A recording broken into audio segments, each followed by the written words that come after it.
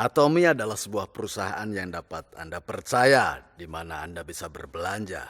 Saya sudah pernah cerita tentang ini sebelumnya kan? Bahwasanya saya mulai bisnis tahun 99 dan saya meluncurkannya di tahun 2000. Saya mulai dengan imkorea.com. Kependekan dari Internet Mart Korea. IM adalah Internet Mart. Jadi, saya memulai bisnis platform dengan nama Internet Mart Korea. Dan sejujurnya, saya merasa kekurangan sesuatu saat itu. Saya merasa tidak bisa menemukan investor yang mau berinvestasi di bisnis saya. Nah, jika saya bisa menemukan seorang investor besar, mungkin saya sudah jadi Alibaba dari Korea. Tapi kalau saya jadi Alibaba, mungkin Atomi tidak akan ada. Dan kita tidak pernah bisa bertemu di sini, ya kan? Dengan kata lain, saya senang bisnis saya gagal di awal. Anda semua bertepuk tangan karena tidak memikirkan penderitaan saya saat itu.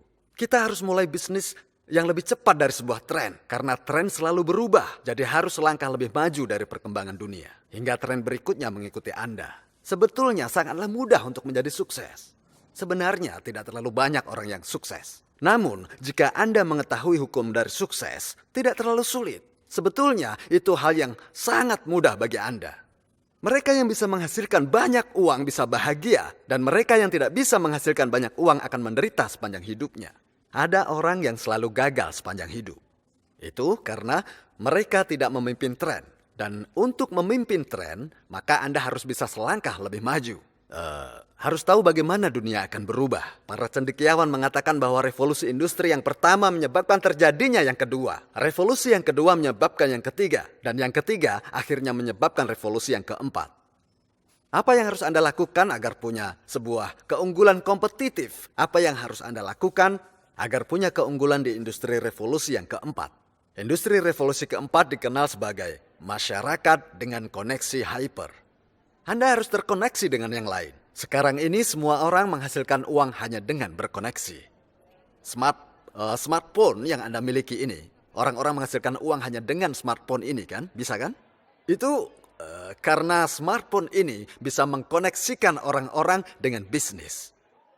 Konektivitas menghasilkan uang untuk Anda. Itu sebabnya para ahli mengatakan bahwa hidup kita ada di tengah masyarakat dengan koneksi hyper. Lalu pertanyaannya, kemanakah Anda sekalian terkoneksi? Apakah ke alumni? Dengan beberapa teman Anda? Anda harus lihat apakah grup itu bisa menguntungkan Anda. Apakah grup itu bisa menghasilkan uang? Pikirkan dulu apakah grup yang Anda miliki itu dapat menghasilkan uang atau justru mengeluarkan banyak uang. Nah, karena seluruh koneksi Anda menyebabkan pengeluaran, Anda tidak menyukai mereka. Misalnya di musim pernikahan banyak telepon, ya. Teman Anda menelpon Anda untuk datang ke pernikahan anak mereka. Panggilan telepon seperti ini tidak menghasilkan Anda uang, ya.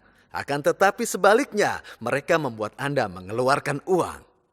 Jadi Anda tidak bisa hanya terkoneksi dengan grup seperti ini. Anda harus memilah apakah grup Anda menghasilkan uang. Ya, semua orang memang sebenarnya terkoneksi dengan dunia.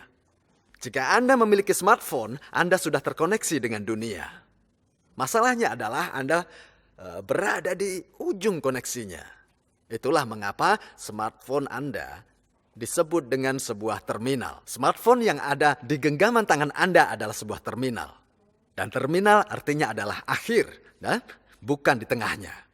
Jika Anda ingin menghasilkan uang, Anda tidak boleh ada di akhir. Karena jika Anda berada di akhir, maka Anda hanya akan mengeluarkan uang. Jadi Anda harus ada di tengah. Saya akan berikan sebuah contoh. Bagaimana terminal Anda terkoneksi. Ini hub. Perusahaan telekomunikasi seperti KT atau SKT adalah hub. Dan hubnya akan menghubungkan antara terminal yang satu dengan terminal yang berbeda. Paham? Nah, semakin sibuk terminalnya, maka semakin banyak uang yang dihasilkan oleh hubnya ini. Benar kan? Tentu. Nah, kita sudah mendekati dunia di mana uang dihasilkan hanya lewat hub-hub ini. Jika Anda tetap jadi terminal, Anda tidak akan jadi apa-apa. Banyak orang yang bilang mereka hidup di jalan informasi. Tapi jika Anda tetap menjadi sebuah terminal, semakin Anda mengkonsumsi informasi, maka semakin banyak uang yang akan Anda keluarkan. Jadi, seberapa keras pun Anda bekerja sebagai terminal, Anda tidak akan mendapatkan keuntungan. Itulah sebabnya mengapa Anda harus menjadi sebuah hub. Nah, sekarang dengarkan baik-baik. Dulu, jika Anda ke pertokoan, Anda akan melihat sebuah toko yang menjual beras, kan? Lalu ada toko yang menjual pakaian, menjual sepatu, atau toko lainnya menjual makanan dan yang lainnya berbagai peralatan. Ada banyak sekali toko yang berdekatan satu sama lainnya di sana. Di masa lalu terlihat seperti inilah modelnya. Hub untuk beras adalah satu toko ini. Satu toko ini kemudian mendistribusikan kepada toko-toko lain, ya kan? Toko-toko lain adalah terminal dari pasokan beras, ya kan? Terlihat seperti ini. Tetapi untuk sepatu, toko sepatu adalah hubnya. Artinya, toko ini akan menjual sepatu kepada orang-orang lainnya. Betul kan? Nah, artinya toko beras ini akan berperan sebagai hub untuk beras. Tapi untuk sepatu, toko beras ini sebagai terminal, ya. Nah, dahulu kala peran dari sebuah hub dan terminal tercampur menjadi satu. Itu sebabnya mengapa pertokoan tetap hidup selama ribuan tahun lamanya. Tetapi di zaman yang sudah modern ini, semuanya berubah. Sebuah hub besar hadir di antaranya. Apa itu? Seringkali kita menyebutnya sebagai tos serba. Kemudian bagaimana nasib toko beras ini? Bangkrut. Toko pakaian? Bangkrut juga. Toko sepatu, toko makanan, toko peralatan mengalami nasib yang sama. Nah, modelnya sudah berubah sehingga menjadikan tos serba ini sebagai satu-satunya hub. Ini adalah sebuah masalah. Karena pada akhirnya hanya hub yang besarlah yang akan hidup. Hub yang kecil tidak bisa bersaing. Nah, bukan hanya itu. Ada dua masalahnya. Yang pertama, uang yang sudah masuk ke dalam sini tidak bisa berputar keluar. Orang-orang yang sudah masuk di dalam hub ini sudah mengkonsumsi cukup. Mereka tidak konsumsi produk lainnya karena mereka memiliki banyak uang. Mungkin saja mereka punya 5 mobil di rumah. Apakah Anda pikir mereka akan mengeluarkan lebih banyak uang? Tidak, sama sekali tidak. Itulah sebabnya uang yang berpusat ke sini tidak bisa keluar lagi. Hal inilah sangat buruk untuk ekonomi secara keseluruhan. Karena seluruh uang konsumen tersedot ke sini. Tapi orang-orang kaya yang masuk ke sini tidak menggunakan uang mereka. Maka para konsumen di terminal-terminal tidak lagi mempunyai peluang untuk bisa menghasilkan uang. Nah, sekarang permasalahan kedua. Yang di sini akan menjadi orang-orang yang miskin. Nanti saat orang-orang menjadi miskin. Nah, apakah mereka akan membeli produk dari hub ini? Uangnya dari mana? Hah? Lalu hub ini pun akan mati. Matilah. Itu sebabnya mengapa hub mencapai plafonnya, lalu pendapatannya akan terus menurun. Itu yang akan terjadi. Jadi penting sekali untuk bisa memulihkan rangka sosial yang lama.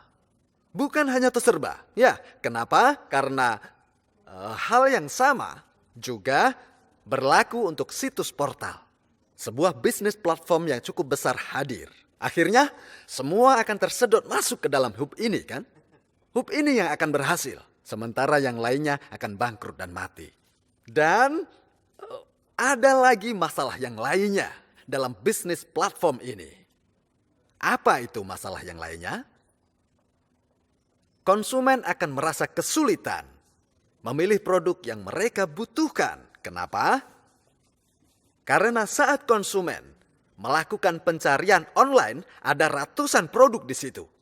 Apakah harga jadi satu-satunya pertimbangan? Harga yang paling murah bukan selalu yang terbaik kan? Anda tidak yakin apa harus memilih yang murah atau memilih harga yang rata-rata? Atau mungkin ada lagi sebagian orang yang akan berpikir berbeda. Misalnya begini, saya akan beli yang paling mahal. Apakah seperti ini cara Anda membeli produk? Nah, kekhawatiran terbesar adalah kebingungan yang Anda rasakan. Setelah Anda membeli, apakah Anda selalu puas dengan keputusan Anda? Apakah Anda 100% senang dengan yang Anda beli? Padahal Anda bahkan tidak memakai setengah dari pakaian-pakaian yang Anda beli di toko. Bagaimana kalau Anda beli online? Banyak yang tidak Anda pakai. Sama, itu berlaku bagi produk-produk rumah tangga. Kebanyakan produk yang Anda beli hanya berakhir di tempat sampah. Katakanlah Anda mempunyai tingkat kesuksesan 50%. Anda membeli yang Anda sukai. Jika tingkat kegagalan 50%, padahal harga sebenarnya produk itu 2 kali lipatnya, dan memang itu kenyataannya. Ya, dan memang inilah masalah terbesar di dalam bisnis online. Selain itu, ini juga bisa menimbulkan stres. Setiap kali Anda berpikir apa yang harus dibeli. Nah, masalah-masalah inilah yang harus kemudian diselesaikan secepatnya. Dan itu juga berlaku bagi posisi pemasoknya. Meski mereka berhubungan langsung dengan para konsumen, keuntungan yang diterima tidaklah terlalu besar. Karena ada banyak sekali pemasok-pemasok yang lainnya. Tapi kan memang tidak ada pilihan lain untuk saluran penjualan. Seluruh pemasok berbaris menunggu masuk ke dalam narasumber ini. Namun sebenarnya keuntungannya tidak besar. Inilah yang menyebabkan rendahnya volume produksi. Dan ini yang menyebabkan peningkatan harga. Harganya naik. Ini yang menyebabkan terjadinya kompetisi sengit di antara para pemasok. Dan ini juga yang menyebabkan stres pada para konsumen. Inilah masalah dari bisnis platform. Apa yang bisa digunakan memecahkan masalah ini? Hal itu adalah model bisnis post-platform. Model bisnis selanjutnya yang akan datang setelah bisnis platform akan jadi sangat memungkinkan. Itu alasan kenapa saya mendirikan Atomy. Lihat, Azamol yang baru diluncurkan dengan 5.000 produk. Ada 10.000 produk yang antri untuk masuk ke dalamnya. Dan Anda tahu, seluruh produk yang dulu tersedia di toko-toko tradisional akan tersedia di Azamol Atomy. Seluruh produknya tersedia di sini. 100%. Ya, 100%. Namun, di mall ini, konsumen tidak perlu stres. Selain kualitas produknya yang sangat bagus, harganya terjangkau. Tapi, yang paling penting adalah pendapatan PV. Anda bisa melakukan bisnis dengan ini. Nah, hadiri, di Atomy, bukan hanya yang di sini yang bisa kaya. Namun, lewat PV, perusahaan akan membayarkan kembali 35% dari penjualan. Sehingga orang yang biasa pun bisa menjadi kaya. Lalu para konsumen bisa membeli lagi produk Atomy. Itu yang bisa menyebabkan siklus yang sehat. Tapi kalau model platform bisnisnya seperti ini, uang akan tersedot masuk. Dan membuat konsumen menjadi miskin. Dan saat konsumen tidak lagi mempunyai uang, bisnis pun akan jatuh. Kalau bisnisnya jatuh, maka konsumen harus datang ke model yang selanjutnya. Nah, itu artinya adalah bahwa Anda sekalian harus menjadi hub, kan? Ya, mau tidak mau. Nah, perusahaan Atomy adalah hub. Ya kan? Dan Anda yang datang ke sini adalah sebagai terminal. Anda tahu sebabnya? Karena Anda mengkonsumsi produk. Tapi tidak berakhir sampai di terminal ini saja. Kenapa? Karena Anda bisa menciptakan terminal-terminal di bawah Anda, ya kan? Ya, tentu. Anda bisa menciptakan terminal-terminal di bawah Anda. Nah, kalau dilihat dari sudut pandang perusahaan, perusahaan adalah hubnya dan Anda terminalnya. Tapi kalau dilihat dari sudut pandang terminal lainnya, Anda hubnya. Dan orang-orang di sini bisa bikin terminal di sini, di sini, di sini, dan terminal lagi yang lainnya di bawah kaki mereka.